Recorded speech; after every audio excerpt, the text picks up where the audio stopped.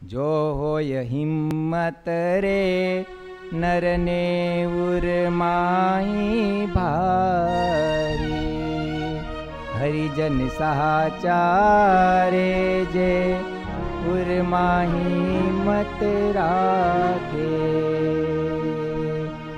હરિજન સહાચારે જે ઉરમાં હિંમત રાખે, દેહિક દુઃખ મારે દા જે નહીં સાધુ સુરા, હરિને સમરે રે નિત્ય અહોનિશ ઉમંગ ભરિયા, સર્વત જીને રે નટનાગર વાલા કર્યા, બ્રહ્માનંદ કહે રે એવા હરિજનની બલિહારી,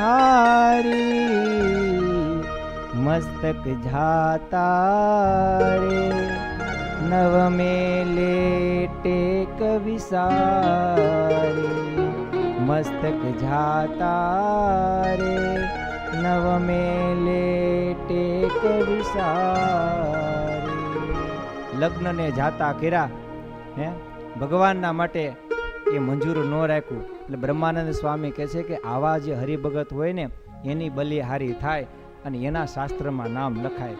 આ તો થોડુંક વ્યવહાય એમ કે કુમાર તમે આ થોડુંક ખાર્યું બનાવ્યું, સમોસાની અંદર ડુંગળી છે ખાઈ લેશો, હા હા હા હા હા લાવો કાંઈ વાંધો નહીં, આપણે ક્યાં બહાર નહીં, અંદર છે ને અંદર ખાવામાં વાંધો નહીં, પદડુક દોડા જઈને ખાઈ લઈ લો, અને એના કાંઈ નામ લખાય. ઘણા એવું કે આપણે કહીએ ને એટલે ડુંગળી નથી ખાતા, આમ નથી ખાતા પણ અંદર હોય ખાઈ લે, અંદર ને બહારમાં વળી શું ફરક હશે? એ કે સેન્ડવિચની વચ્ચે હોય ને એટલે વાંધો નહીં, કે તમે સેન્ડવિચની વચ્ચે ખાવ તો વટકાર હું એનો ન આવે?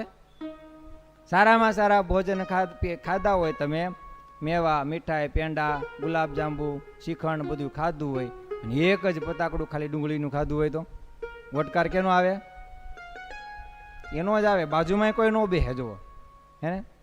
જેવો રસ ભરો જેઠા મેરે તેવો તેમાંથી જરશે, કોઈ કાઢશે પડે કામે રે નિશ્ચય તેવો નિસરશે. નિષ્કુળાનંદ સ્વામી લખ્યું, જોને આહાર કરે જન જેવો રે તેવો આવે ઓડકાર.